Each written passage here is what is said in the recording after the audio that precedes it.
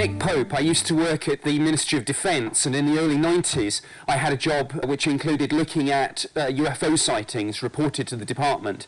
Today, the National Archives are making available the first batch of these formally classified files. Let's have a look. Here at the National Archives there are actually 170 kilometres of corridors with files in, spanning 1,000 years. Many of the older UFO files have been available here for some time.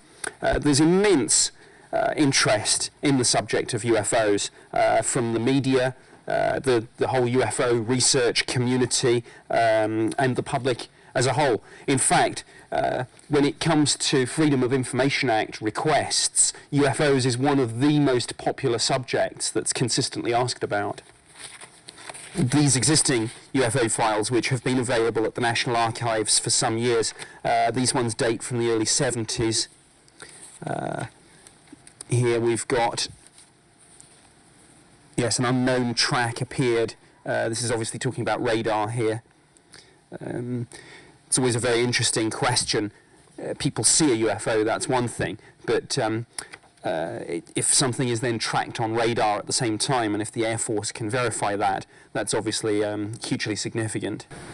This is absolutely fascinating stuff. I mean, people will have their own areas of interest, but some of the personal highlights for me, I was interested and slightly amused to see a very interesting case where a whole bunch of staff and customers at a pub actually saw a bright white light with red and green lights on either side, and I think the clincher in this case was that when asked what direction this was, they said, well, it was in the direction of Gatwick Airport. I think possibility that might have been an aeroplane. 24/1922. There's a very interesting illustration of the fact that actually UFOs are seen in built-up areas. People have this idea they're seen in desolate rural places. Here was a sighting actually on Waterloo Bridge, when a number of witnesses actually stopped to look at this UFO that was seen over the Thames.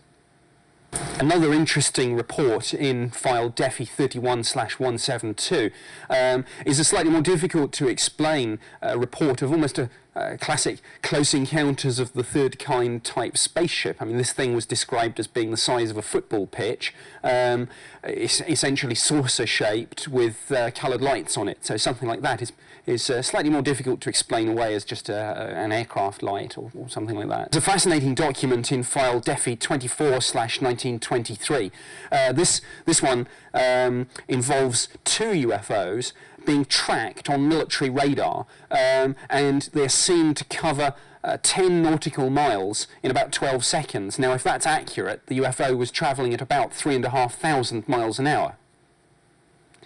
Obviously, radar is critical to any meaningful investigation of UFOs. It's one thing just to have eyewitness testimony, but if that's backed up by radar evidence, then it takes the investigation to a whole new level.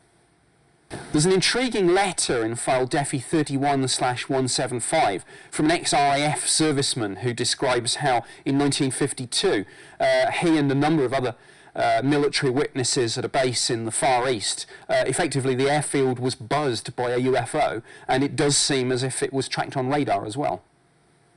There are some slightly more bizarre reports in these files. One of my favourites refers to a man who claimed to have been in physical and psychic contact with an extraterrestrial being called Algar, who tragically was then killed in a battle with a group of other space beings. Another of my favourites from the slightly more bizarre material in these files is the old man who claims that he was actually taken on to a spaceship which had landed near Aldershot, and just when he thought that he was going to be taken for a flight, they said to him, "You can go, you're too old and infirm for our purposes." UFOs can be easily explained as misidentifications of something quite ordinary.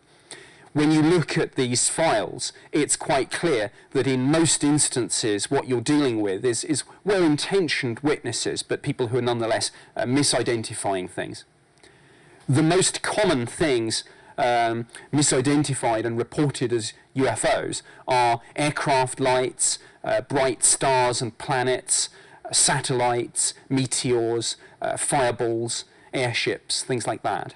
I think with the greatest of respect to the general public, the files that people will find more interesting are cases where the witnesses are, for example, police officers or pilots. And there are some interesting cases like that in these files. One of my favourite reports is in file DEFI 24/1924.